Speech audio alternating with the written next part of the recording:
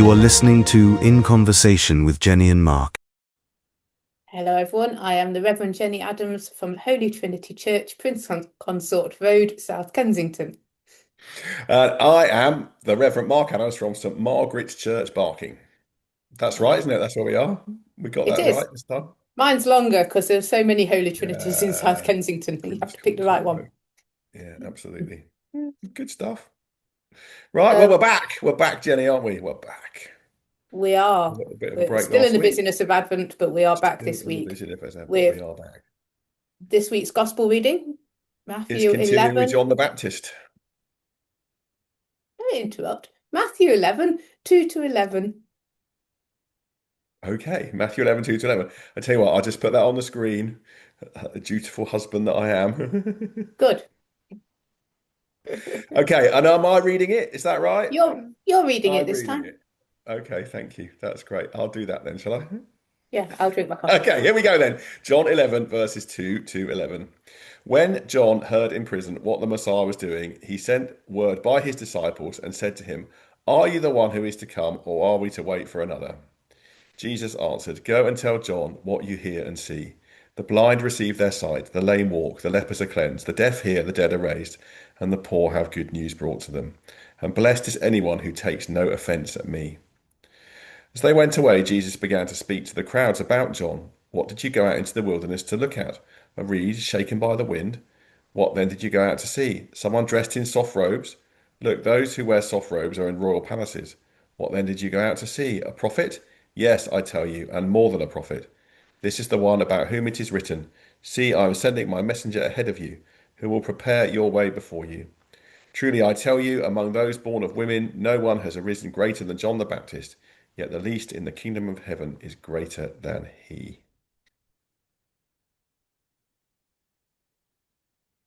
I think you quite like Wow. this passage, don't you? Makes me quite emotional, which is why Oh, you had to read it.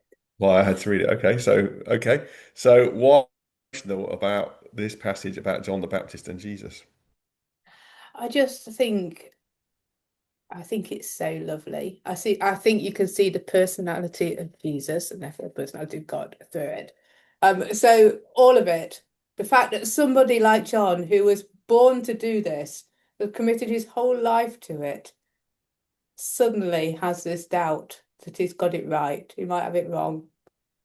Like, Yeah, are you really him?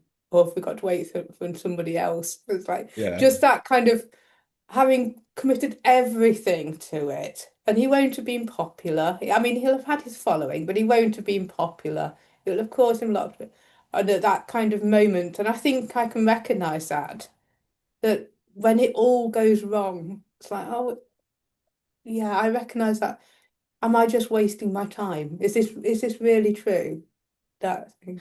And then the response is beautiful because he never comments. He just tells, just look around you and you can see what's going on. You can see it. You just need to open your eyes. Um, yeah. And then when he's done that, so there was no condemnation, no John, oh come on, John, get a grip. Which is what we would say. Come on, John, get a grip. yeah. Oh, John. None of that. Just look around, you can see that I'm the one. And then Mm, when they've gone off to tell him, he's just so nice about him. John is the greatest. I mean, the people in Kingdom of Heaven were greater than he, but you won't find another one. So nothing about his doubting, just he is amazing. Um, yeah, and I think it's lovely, really, really lovely. yeah. But now I've got to make that Okay, into a there you go then. I think we can end it there. thing. Yeah, you Yeah, can I have think doubts, that's you won't true. be condemned. Mm, Yeah, I think it's an interesting to look at both of their characters, really, isn't it? These two sort of absolute, well, Jesus himself, obviously, but also John the Baptist as the forerunner, mm. the greatest of all the prophets, in a way, is what Jesus calls him, doesn't he? Um, Yeah, and it is fascinating in this little passage to see both of their characters there because, yeah, I mean, you're right. John, well, it's not that he could have been unpopular. He's in prison for it, isn't he? He's in prison for what he believes. He's criticized the king, he's Herod criticised Antipas, or the his governor of, yeah something you know, about the He's criticised Herod's marriage choices, hasn't he? Yes, he's criticised Herod's. So Mm, Herod is the puppet king of Galilee, basically, and he has criticised Herod for marrying his brother's wife. that's right. And Yeah. of course, and Herod at this stage has put him in prison for it. And we know where this story is going. It's not going to have a happy ending. No. Herod's wife is going to get her revenge on John. Mhm. That's another story, obviously, but that's where it's going to go. And yeah, John isn't going to get out of prison. So he's reflecting on what he's done and thinking. I think it is fascinating to contrast this little passage with the certainty that you get with Last John week. earlier, isn't it?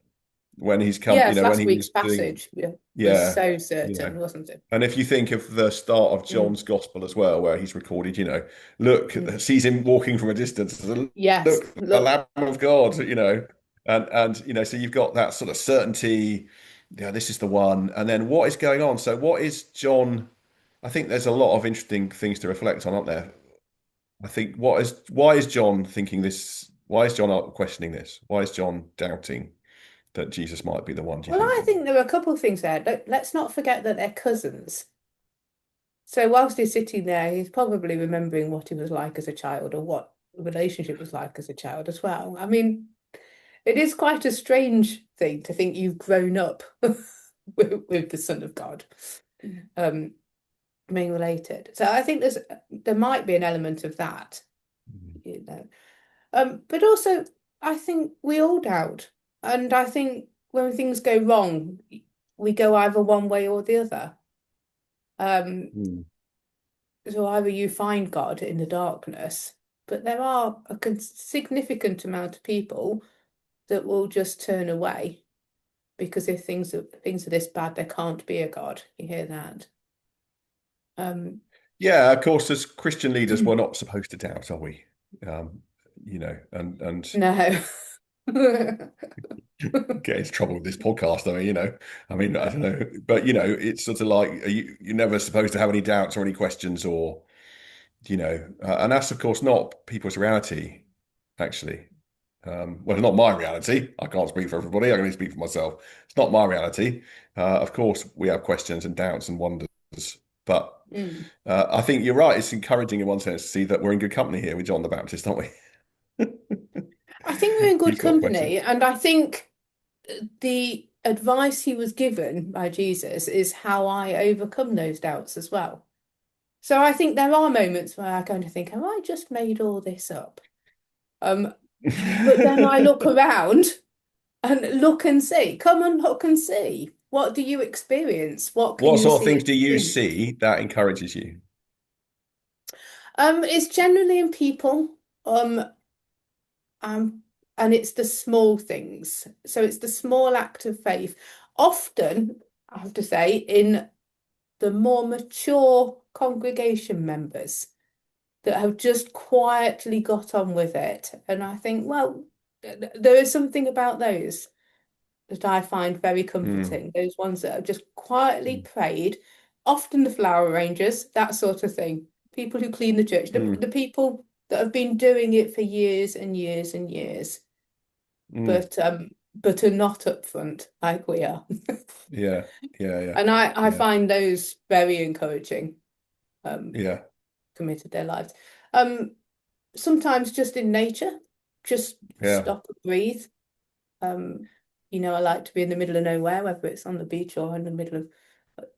So she that works in the city. So, Yeah. like to be in the middle of nowhere. Um, and sometimes just the things that people might say. Sometimes it's the right word at the right time. Yeah. Sometimes it's a cup of Yeah. coffee. Cup of coffee always makes the life feel better. So obviously, you know, John is talking about Jesus rather is talking about big things here, isn't he? The lame walking Mm. and does it have to be that or can it be other things? No, I think if we're waiting for miracles, it's not that I don't think miracles happen, but if on a daily basis I need that reassurance, I don't think waiting for the blind to see is going to help. For me, it's more the glimpses of the kingdom that you can see in everyday life the things that you can be more aware of. Mm. So a joke with friends over a cup of coffee. Mm. Um, Mm.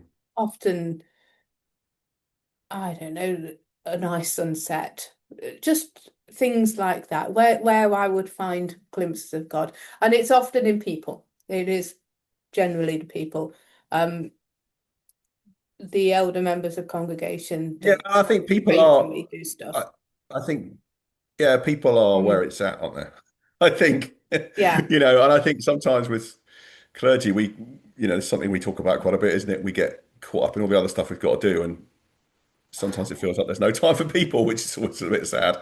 But because I think you're right, people is where seeing God in Mm. others is really what it's all about, I think, and walking together with others.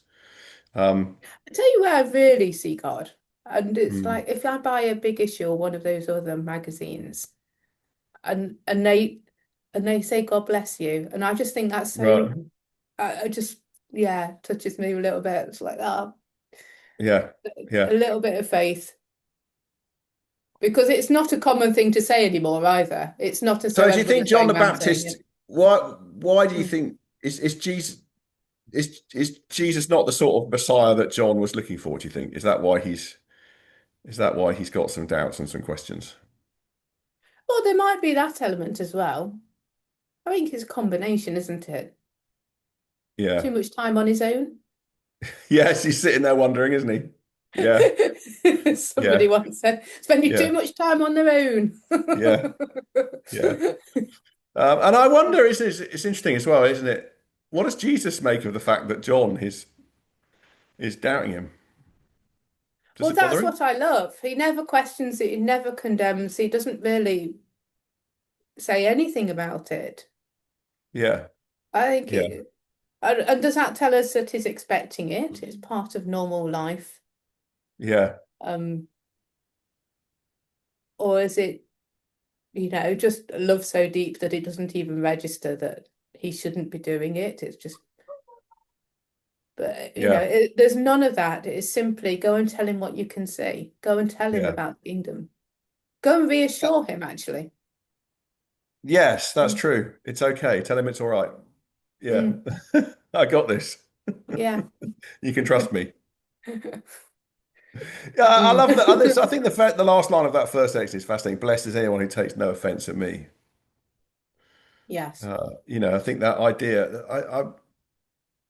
I must admit, sometimes as a Christian leader, or you're not wanting to give offense, are you? But sometimes you will upset people, and we've all upset people. We're not trying to give offense. Takes no effect. I think it ties into those who, so if you're not against him, you're for him. Yeah, yeah, I think there's an element of that. You know, we're all in it unless we choose to be out of it. yeah. I also think sometimes you find people who want to take offense, don't you? They want to be offended. I mean, we see Mm, that all the time, don't we, in our mm, social media and stuff. yeah. I want to be offended. I want to be cross. I want to be offended. Jesus is inviting us to do a different way. You don't have to be offended at me.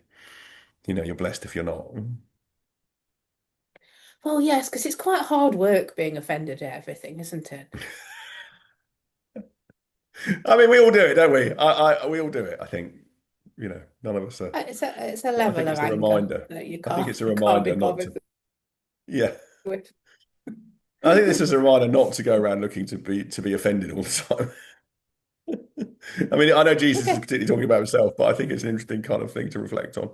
So just going on to the second part then. So we've got this. So off they go. They go back to tell John, John, it's all cool. Everything's under control. He's got this. Don't be offended by him.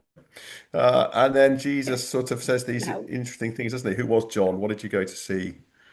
You know, the hill. It's an yeah. interesting, sort of bit of a backhanded compliment. It's the greatest to ever have lived, greater than anyone who's ever been born. But the rest of you, if you're in the kingdom of God, you're No, greater than that. What's going on there? I think that's a great message. Um, so first of all, yes, let's remind everybody just how great John was. You know, Yeah. they walked long distances. They packed up their stuff, as we said last Yes. week, long distances to Yeah. go and see him, and for a reason, because he had a message as well. So, you know, let's remember what the message is, because I'm standing in front of you. So, Yeah. Yeah. remember that.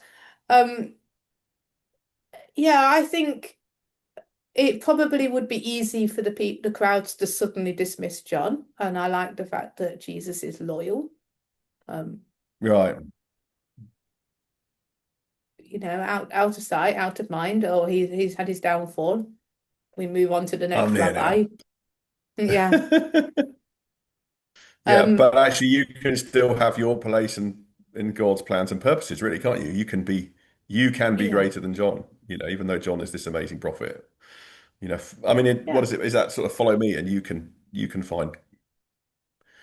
Is I that think the part of people Jesus' in the message there? kingdom will be even greater, yes. Yeah, And in many ways they yeah, will, won't they? Because they will be able to, so they're not saying the Messiah is coming, they will then be able to spread the good news and mm, the experience of having been there. mm, mm, So mm. it is greater in many ways. It's a different message. Yeah, yeah, yeah. Um, Like it. And how does all that tie to Advent? yeah, it's Advent. Third Sunday of Advent, Jenny. It's getting towards the end. Starting I to, know, John the Baptist. you know. How does it tie in? Well, I suppose if we're doing a bit of a spiritual spring clean, these things are important. We're allowed, if you're having doubts in that spring clean, if you're suddenly kind of looking at yourself and thinking, is it all worth it? Mm. Yes, it is. Yeah, and it's worth waiting for. What Jesus is offering is worth waiting for. Do we have to wait? Well, that's the Advent theme, isn't it? Isn't that what Advent's all about? Waiting. We're waiting. I know, but we're between the now and the not yet, aren't we? The kingdom's There you already go, you here. see. Good Well, old Paul, a we're good not one. there yet. We're still now and the not yet, so we're still waiting. Yeah. Yeah, I think actually you could sort of, that's an interesting one to sort of end with, really, in a way, coming back to, you know, is John caught here between the now and the not yet? It's like this is happening, but I'm Yeah, not seeing it absolutely. all. Yeah. Well, we see through a glass dimly, and As Paul says in 1 Corinthians, we'll yeah, see face to absolutely. face. It's all, Yeah, but yeah. we're all stuck there, including John. Yeah. Including John at this moment, he's seeing through a Mm. glass dimly, isn't he? Or seeing in the mirror dimly, is it? Yeah. Mm. Yeah, good stuff. Well, there we are. Some thoughts for the third Sunday of Advent. Second, I always think John the Baptist kind of gets two goes, doesn't he? Because we had a bit of John the Baptist last week. John the Baptist, but it's a good passage, and I think it is. I think it's a really good passage and worth reflecting on. And I've got some thoughts now. Thank you for that for my sermon on Sunday. And Good. Share them with me. no, you just told them to me. That's fine. That's what we're doing here, Jenny. Okay. Yeah, Anyway, you we will be feed them back next week when it will be time to think about Mary and Christmas will be Yay! getting closer. Well, to be fair, it'll be doing think about Mary and Christmas because it'll be the last one we'll do before Christmas, won't it? So, but yeah, so that's going to be next week. We can do a Christmas extravaganza, and have a good Advent 3. Absolutely. Have a good one. See you next week. Take care. Bye-bye. Bye. Thank you for listening to In Conversation with Jenny and Mark. Please subscribe for more episodes on all the usual podcast platforms.